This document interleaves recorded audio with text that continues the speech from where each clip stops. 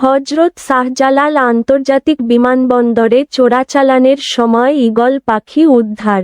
গত ৮ই জানুয়ারি ২০২৬ বৃহস্পতিবার সকাল ১১টা ২০ হযরত শাহজালাল আন্তর্জাতিক বিমানবন্দরের একজন বহির্গামী যাত্রীর কাছ থেকে ৩টি জীবন্ত ঈগল পাখি উদ্ধার করা হয়েছে।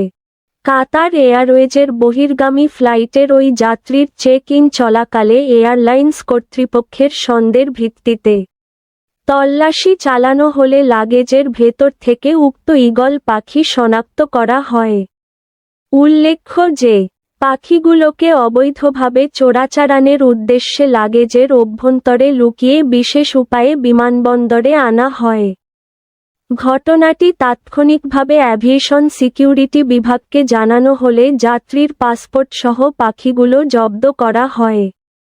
পরবর্তীতে সরকারি বিধি মোতাবেক আইনানুগ ব্যবস্থা গ্রহণের লক্ষ্যে উদ্ধারকৃত পাখিগুলোকে বন অধিদপ্তরের বন্যপ্রাণী অপরাধ দমন ইউনিট, আগারগাঁও, ঢাকা এর প্রতিনিধির নিকট হস্তান্তর করা হয়েছে।